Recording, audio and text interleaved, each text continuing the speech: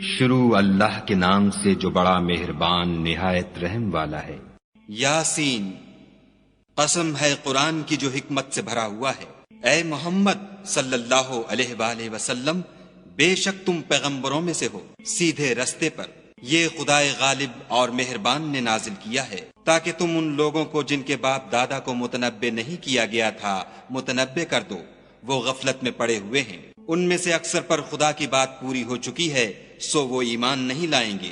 ہم نے ان کی گردنوں میں طوق ڈال رکھے ہیں اور وہ ٹھوڑیوں تک پھنسے ہوئے ہیں تو ان کے سر الل رہے ہیں، اور ہم نے ان کے آگے بھی دیوار بنا دی اور ان کے پیچھے بھی، پھر ان پر پردہ ڈال دیا تو یہ دیکھ نہیں سکتے۔ اور تم ان کو نصیحت کرو یا نہ کرو ان کے لیے برابر ہے، وہ ایمان نہیں لانے کے۔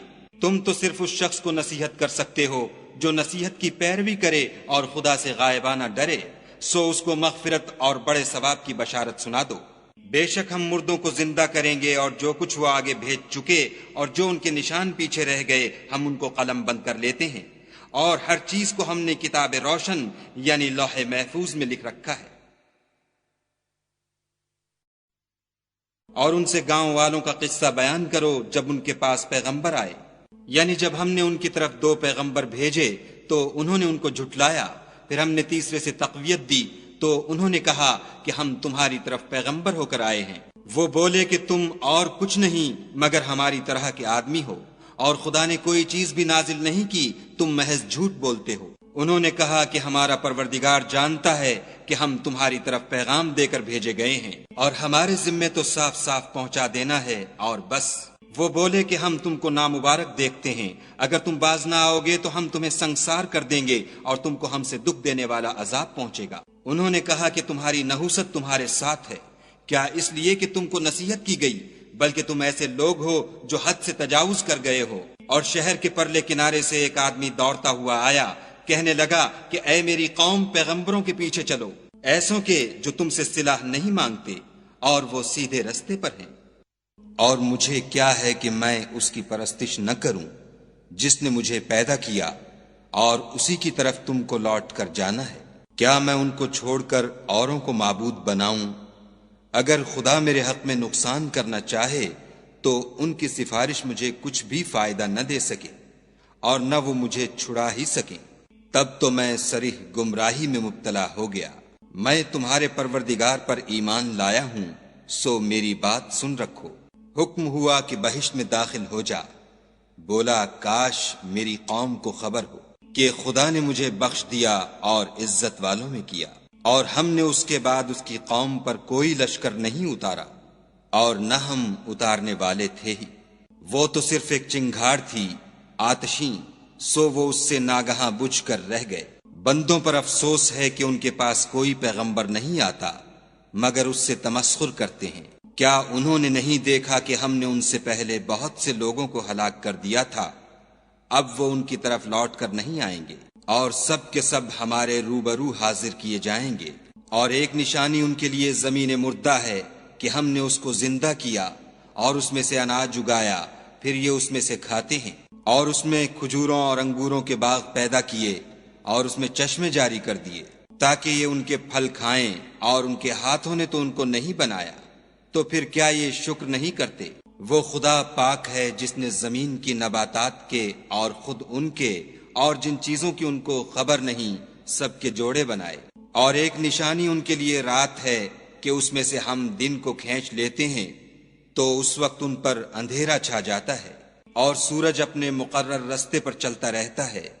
یہ خدائے غالب اور دانا کا مقرر کیا ہوا اندازہ ہے۔ اور چاند کی بھی ہم نے منزلیں مقرر کر دیں، یہاں تک کہ گھٹتے گھٹتے کھجور کی پرانی شاخ کی طرح ہو جاتا ہے۔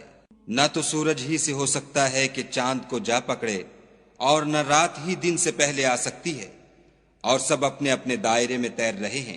اور ایک نشانی ان کے لیے یہ ہے کہ ہم نے ان کی اولاد کو بھری ہوئی کشتی میں سوار کیا، اور ان کے لیے ویسی ہی اور چیزیں پیدا کیں جن پر وہ سوار ہوتے ہیں، اور اگر ہم چاہیں تو ان کو غرق کر دیں، پھر نہ تو ان کا کوئی فریاد رس ہو اور نہ ان کو رہائی ملے، مگر یہ ہماری رحمت اور ایک مدت تک کے فائدے ہیں۔ اور جب ان سے کہا جاتا ہے کہ جو تمہارے آگے اور جو تمہارے پیچھے ہے اس سے ڈرو تاکہ تم پر رحم کیا جائے، اور ان کے پاس ان کے پروردگار کی طرف سے کوئی نشانی نہیں آئی مگر اس سے منہ پھیر لیتے ہیں۔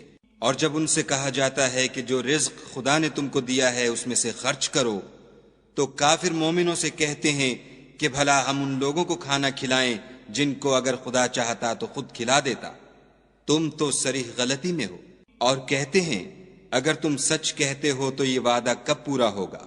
یہ تو ایک چنگھاڑ کے منتظر ہیں جو ان کو اس حال میں کہ باہم جھگڑ رہے ہوں گے آ پکڑے گی، پھر نہ تو وصیت کر سکیں گے اور نہ اپنے گھر والوں میں واپس جا سکیں گے۔ اور جس وقت سور پھونکا جائے گا یہ قبروں سے نکل کر اپنے پروردگار کی طرف دوڑ پڑیں گے، کہیں گے اے ہے ہمیں ہماری خوابگاہوں سے کس نے جگا اٹھایا؟ یہ وہی تو ہے جس کا خدا نے وعدہ کیا تھا اور پیغمبروں نے سچ کہا تھا۔ صرف ایک زور کی آواز کا ہونا ہوگا کہ سب کے سب ہمارے روبرو آ حاضر ہوں گے۔ اس روز کسی شخص پر کچھ بھی ظلم نہیں کیا جائے گا اور تم کو بدلہ ویسا ہی ملے گا جیسے تم کام کرتے تھے۔ اہل جنت اس روز عیش و نشاط کے مشغلے میں ہوں گے، وہ بھی اور ان کی بیویاں بھی سایوں میں تختوں پر تکیے لگائے بیٹھے ہوں گے، وہاں ان کے لیے بیوے اور جو چاہیں گے موجود ہوگا۔ پروردگار مہربان کی طرف سے سلام کہا جائے گا اور گناہ گارو تم آج الگ ہو جاؤ۔ اے آدم کی اولاد، ہم نے تم سے کہہ نہیں دیا تھا کہ شیطان کو نہ پوجنا، وہ تمہارا کھلا دشمن ہے، اور یہ کہ میری ہی عبادت کرنا یہی سیدھا رستہ ہے۔ اور اس نے تم میں سے بہت سی خلقت کو گمراہ کر دیا تھا، تو کیا تم سمجھتے نہیں تھے؟ یہی وہ جہنم ہے جس کی تمہیں خبر دی جاتی تھی۔ سو جو تم کفر کرتے رہے ہو اس کے بدلے آج اس میں داخل ہو جاؤ۔ آج ہم ان کے منہوں پر مہر لگا دیں گے اور جو کچھ یہ کرتے رہے تھے ان کے ہاتھ ہم سے بیان کر دیں گے اور ان کے پاؤں اس کی گواہی دیں گے۔ اور اگر ہم چاہیں تو ان کی آنکھوں کو مٹا کر اندھا کر دیں، پھر یہ رستے کو دوڑیں تو کہاں دیکھ سکیں گے؟ اور اگر ہم چاہیں تو ان کی جگہ پر ان کی صورتیں بدل دیں، پھر وہاں سے نہ آگے جا سکیں اور نہ پیچھے لوٹ سکیں۔ اور جس کو ہم بڑی عمر دیتے ہیں تو اسے خلقت میں اوندھا کر دیتے ہیں، تو کیا یہ سمجھتے نہیں؟ اور ہم نے ان پیغمبر کو شعر گوئی نہیں سکھائی اور نہ وہ ان کو شایع ہے، یہ تو محض نصیحت اور صاف صاف قرآن پر از حکمت ہے، تاکہ اس شخص کو جو زندہ ہو ہدایت کا رستہ دکھائے اور کافروں پر بات پوری ہو جائے۔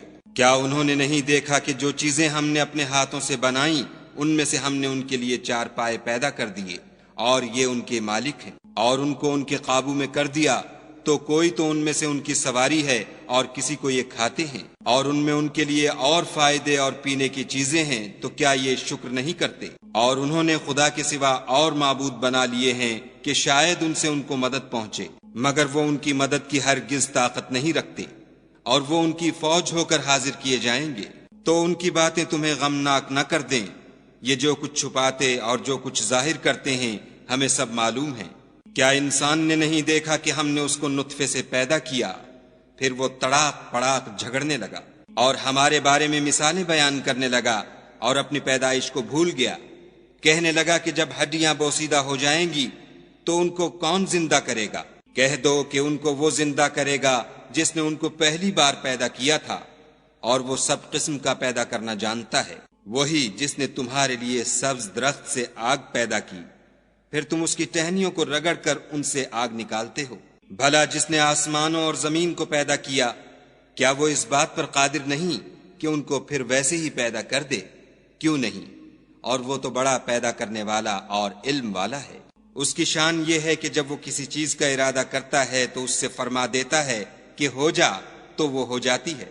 وہ ذات پاک ہے جس کے ہاتھ میں ہر چیز کی بات چاہت ہے، اور اسی کی طرف تم کو لوٹ کر جانا ہے۔